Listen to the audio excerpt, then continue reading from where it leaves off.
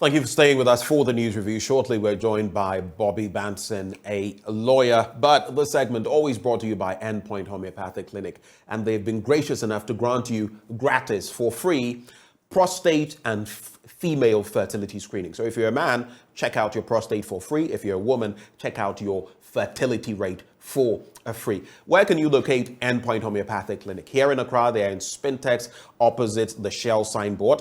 In Kumasi, Kronumabwe here behind the Angel Educational Complex, Takrade Anaji Estate in Community 22 in Tema. Outside other areas, Techiman, Hanswa and Esiama Enzema, that's where you can locate them dotted across the country. You can call Endpoint Homeopathic Clinic on 0244 867 068 or 0274 234 321. Endpoint Homeopathic Clinic, the end to chronic disease. But thank you for staying for the start of the news review. Bobby Banson joins us. Good morning, Bobby. Good morning, Ben. Nice to see you again. On pain of sounding a certain way, I have missed you. Well, I've left you stuttering. I don't think the sound is any different from what it should be. It should be. Well, in our parts, sometimes you say something innocent, innocuous, and people will take it all kinds of ways. So, but we thank God it's another day. Thank you for making the time to join us. Between the last time we interacted and now, a lot has happened. I always do this for most of you who join me. What is that one topical thing that you would like to maybe just give vent in about a minute on? I mean, in recent times, we've had the capitulation of the minority, if you like, in Parliament on the back of the Supreme Court judges, but mostly on the back of the nominees by the executive. And a lot has been going on. Any particular thing you'd like to speak about? Well, I think that would be a major topic from Friday. Is it something that we were expecting? For once, on a number of times I've said on your platform that, if the minority does not take advantage of the power, for lack of a better word, that the people of Ghana have given them by giving them almost equal numbers in Parliament, then they would have a big problem justifying why they should be given executive power in 2024. So far, apart from getting their own appointed as Speaker of Parliament, I don't see how they have used that power to further their cause of letting us know. Yesterday, when I spoke to Murtala Mohammed, the Tamale Central MP, he said they had done it with the e-levy, among other issues. Some of them skipped my mind, but he mentioned about 3 or 4 of them where, apart from the Speaker, they had actually followed through on the will of the people, so to speak.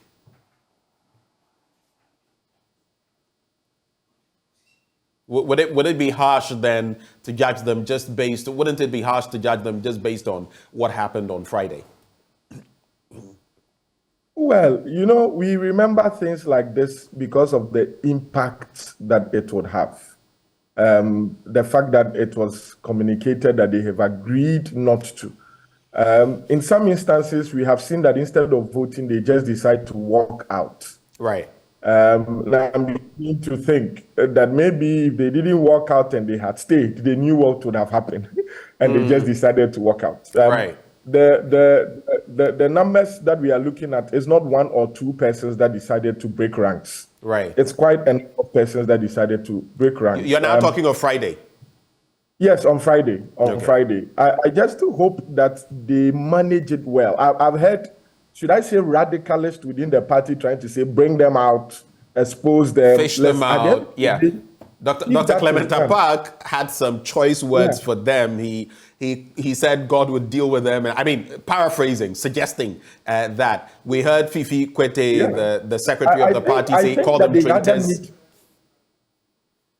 I think that approach may backfire if they decide to do that, bring them out, expose them, and deal with them. Let's just oppose it with the MPP. When they had about 80 or so MPs saying that they are not interested in the budget to be read by the Minister for Finance, and they wanted him out. You know, the MPP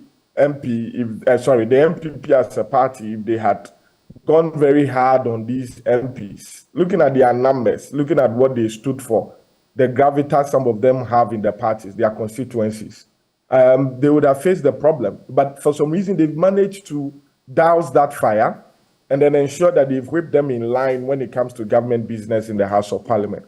I think that the NDC should not go on that tangent with these people. They should rather take time to find out what their concerns are and address them. Because between now and 2024, there would be a lot of such incidents. And if those people, because you see, NDC cannot take them out of Parliament now. They've been voted by people. If they decide to leave Parliament, if they do not decide to leave Parliament voluntarily, NDC cannot kick them out. NDC cannot write to Speaker of Parliament to say that we are removing these people from Parliament to replace them.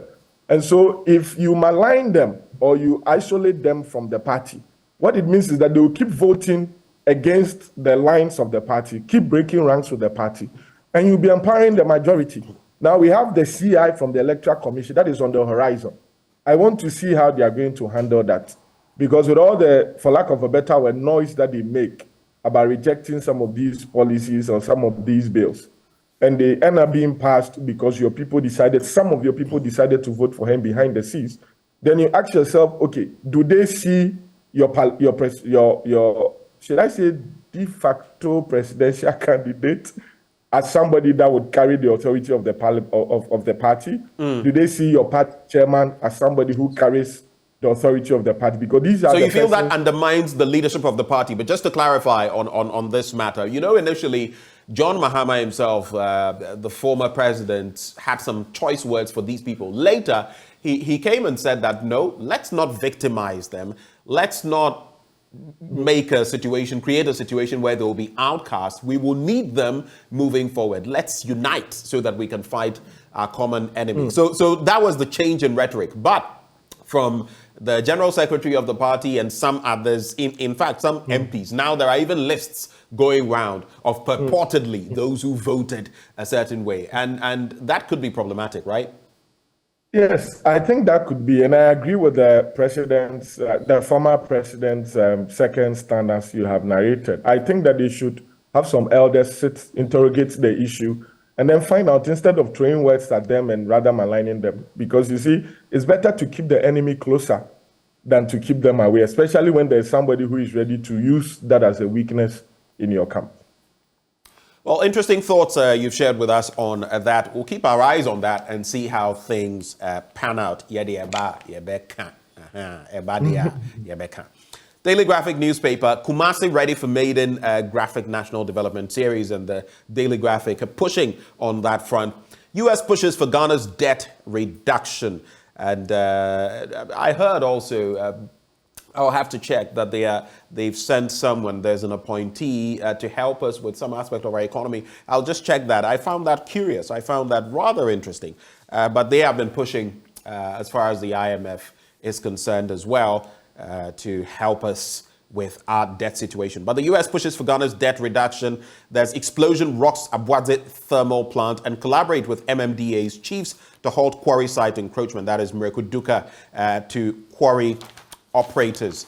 On the international front, Chad's interim president pardons 380 rebels and Hotel Rwanda hero freed from jail. That's a story I've been following keenly. On the back page, Osman Bukari saves day for Black Stars, and we drew 1-1, without which we would have been in dire waters, with the Central African Republic now in second with 7 points and our Angolan opponents with 5 points. But the visiting Vice President of the United States, Kamala Harris, has given an assurance that her country supports Ghana's engagement with the International Monetary Fund and will continue to push for bilateral creditors to provide meaningful debt reduction for Ghana. Quoting her, she says, "I recognize the challenges Ghanaians are facing, especially in the wake of a global pandemic and the disruptions caused by Russia's invasion of Ukraine," she said, and noted that the U.S. welcomed Ghana's commitment to reform its economy to deliver sustainable and inclusive growth. Vice President Harris gave the assurance yesterday during a joint press conference with President Nana Addo Dankwa Akufo-Addo at the Jubilee House in Accra. She also announced a $100 million support for Ghana, Benin, Guinea, Cote d'Ivoire, and Togo to help them address the threats of violent extremism and instability. I was also referencing that story about, a handpicked person supposedly to guide us through, this process of stabilizing our economy from the American end, and I found that rather interesting. I'll just find the story. But what's your take on this? Well, whenever I see these statements or narratives from the seat of government, it reminds me on the Ghana Beyond Aid agenda. Unfortunately, it seems to have been reversed. Of course, they will blame the Russian-Ukraine war. But within a space of 3 or so, 4 years, see how we now literally are going, begging for aid and assistance from these development partners, as we call them. And be that as it may, there's no free lunch everywhere in international politics. They will definitely come with their terms and their conditions. And I just hope that we would have the interest of Ghana at heart when we are negotiating some of these deals or engaging in some of these discussions. Like you said, I also read that story about they having somebody come to assist us reform our economic structures. And I think that there's also somebody from the IMF that, for lack of a better word, has been seconded to the Bank of Ghana to also ensure that some of these structures are done just to meet the IMF conditions. At the end of the day, as long as it will take us out of the economic situation we find ourselves in, I think that in the interim, in the medium term, we have no choice. We are where we are. We must deal with it. And it's not only... Some talk about our sovereignty and how all of these subtly undermine our sovereignty. But others have also said that, where do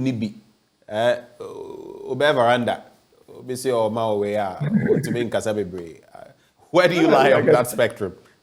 We are where we are at this stage. We cannot help. I mean, we have found ourselves. We can spend the next 5 years talking about how we got here, but it will not change the fact that we are here. And we need to find solutions from within the short to the interim term, and then plan for the long term so that we do not come back to this same position. And so I pray and I hope that the powers that be, those that are in charge of these negotiations and discussions, would make sure that they put in structure so that this does not become a cycle where every 10 years we have to go back, Then we'll be speaking about the fact that we've lost our sovereignty. But as it stands now, there's no country that is not in debt. From the United States themselves, you read about they having to increase their borrowing ceilings, and all of that. And so it's how you manage it to make sure that it does not become a repetitive cycle that shows the different leader that you are. And so I'm just hoping that we will not find ourselves in this situation again. And the current discussions with all these development partners will ensure that we have the fundamentals right so that we do not repeat going back to them for this form of aid or assistance. There's also explosion rocks Abuadze thermal plant. A huge explosion has ripped through one of the thermal plants of the Abuadze Power Enclave in the Shama district in the western region, leading to the loss of 50 megawatts of power to the national grid. However, the Volta River Authority has said there is no cause for alarm as there is enough generation to cover the shortfall from the blast. The Deputy Chief Executive of the VRA in charge of engineering and operation, Edward Obing Kenzo, has been saying the explosion, which occurred last Thursday, was of very high pressure, leading to the flying of heavy metallic objects. However, he said there was no fatality. At the time, there was limited human movement, he said. My concern here is that we've had a number of these explosions in our country, whether from filling stations. And I remember at a point on the Legon stretch where there was this filling station sited right where a church was also in operation, right in the same precincts. We've had those situations. We had the Apiate incident, mining related, and now these ones. And I begin to ask myself, yes, we all know that we don't have too good a maintenance culture in this country, but is it getting worse from where you sit? I think, is it worse? I'm not sure. I don't have the statistics, but I think that now it's coming into the media light often. Except that, with some of these facilities, like the fuel stations, these thermal plants, they are supposed to be regular checks. I don't know whether it's under the municipal assembly or there's some government agency that is supposed to be checking some of these things. But some of them I won't call them, but they are accidents that will just happen that are not necessarily due to the negligence of an operator or someone. Those ones, Definitely. yes, you cannot have them.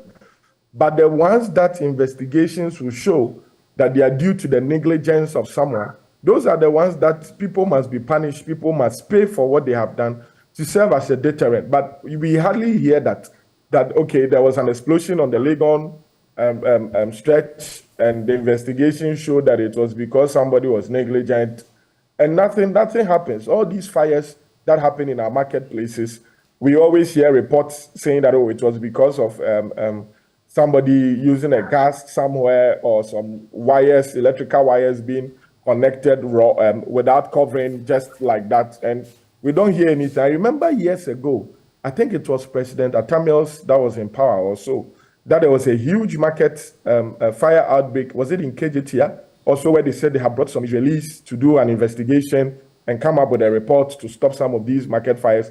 I don't know whether the reports were ever made public, whether the findings were ever implemented.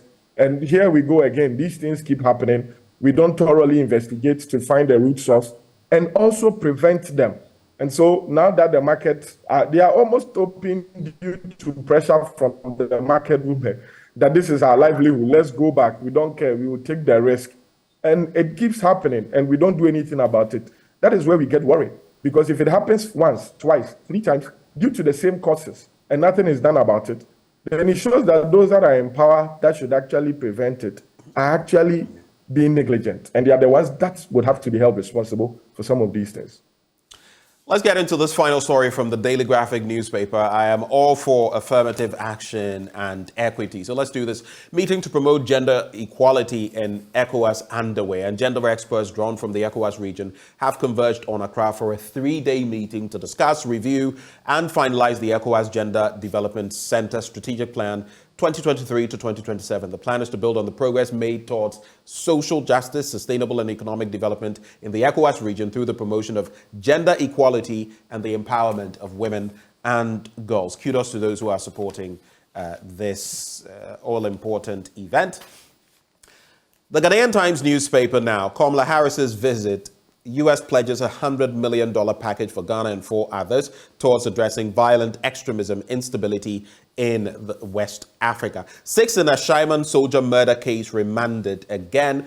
Ghana to collaborate with U.S. to find peaceful resolution to conflicts worldwide. That's according to the president. And highly rated, McCallan hosts exclusive experience in Accra. But let's focus on that story on page 3. And in fact, then I'll look at another story, the spate of road accidents. But the 6 accused who were arrested in connection with the killing of a soldier, a Moro sheriff in Ashaiman in the Greater Accra region, have once again been remanded into police custody. This was when they appeared before the Ashaiman Circuit Court yesterday during pre-trial proceedings, charged with stealing, robbery, and receiving of dishonest items. A lot of people don't know that if you accept or you purchase stolen items, you are also implicated. They are Safiano Musa alias Dayogo, Ibrahim Abdul Rakib, Samuel Tete alias Wiper, Abubakar Sadiq alias Birdman, the rapper comes to mind, and Yusuf Muhammad and Abdul Gafaru Abdul Karim. Tete and Sadiq, who have been charged with robbery and murder, had no counsel when they appeared before the court presided over by Mr. Simon Gaga. Just adding the story so you can respond to it. 9 died, 6 injured in gory accident at Brimso. And 9 persons died on the spot while 6 others suffered injuries in a gory motor accident at Brimso near Bonso in the eastern region stretch on the Accra-Kumasi Highway last Sunday dawn. The bodies have been deposited at the mortuary of the Kibi Government Hospital for identification and autopsy. You would recall that before that, there was an accident, I believe, with 8 people losing their lives. Not too long after that, this one happened. And there is this type of bus. I will not, I don't want to ruin anyone's business. But those buses, some people consider to be death traps because the way they speed, the way they are reckless, and in the last accident, two of them colliding. Some people feel we need stiffer regulations, especially for these ones that commute nationally. Your quick reactions to these two stories. When I said Birdman, I heard you laughing. You know Birdman the rapper, right? Yes, Ben. I know Okay. Birdman the rapper. I also remember the one who is standing trial for the murder of the former member of parliament, JB. It's interesting how they come up with these Oh, you interesting mean names. Sexy Dondo? That's his Yeah, alias. sexy. So that was why I actually smiled how they come up with these names. But on the road accident issue, I always say that I don't know what else Ghanaians want the regulators to do. When you sit in that vehicle and the driver says, oh, in 3 hours, I'll move from Accra to Kumasi. And you are sitting there and the driver is speeding. And the passengers do not tell the driver to stop. I mean, what do you want the regulator to do? But sometimes you tell the driver everything and he just does what he does. I guess the option is you've paid. You can choose to stop. I mean, alight, and you would have to find a way of getting to, let's say, Kumasi. Imagine getting stopped somewhere. But then the truth is that if you go to the... Or go ahead. If you go to the... I mean, when we go to the new plan station, they have the category of buses. You know the ones that they speed, and that is why you go and sit in it. The so-called express buses. Before you go and take it, you want to sit in it because you think they will get there very fast. And so you have taken the risk. I'm not saying that there are speed limits on the road. We don't have a system where it is really enforced. We have police checks. The drivers stand at the corner, they use the speed guns. Some of them do not always work, some work. When they arrest you, the drivers find their way out of the police arrest and they continue. And we keep patronizing these vehicles. And so if we as the consumers do not insist that the people that offer these services to us do it the way that the law has asked to be done, and we are victimized by it, we cannot necessarily go to the lawmaker and ask the lawmaker or blame the lawmaker, because there are speed limits on the road. What else do you want them to do? If you sit in the vehicle and then the driver is over speeding, why don't the passengers come together? I don't know, Ben, when last you took those transport, but sometimes if you are telling the driver, slow down. Lawyer Banton, my life is only one. I don't play those games with my life. I don't go for those kinds of... Yeah, even if I'll do that, I have to be very... I don't want to mention any brands, but I have to be assured that at least it's a much bigger bus. I am seated somewhere that, even if there's an impact, I take a lot of precautionary measures in that regard. When I was in school and I used to go to Kumasi a lot, whenever I go to the new plan station to take the bus, I used to circle around the bus to physically inspect the tires, the back, because sometimes you see they lift the engine side, the cover. I don't know. Yeah, those are red flags for me. But look, there was a time I remember, people, and I intentionally go around looking for the driver. From way back, there was a time when I was going to board this bus, and something happened. So the driver was doing something. He came close to me, and he was reeking of alcohol. I immediately changed my mind. Immediately, I changed my mind. Because this one, he's obviously drunk.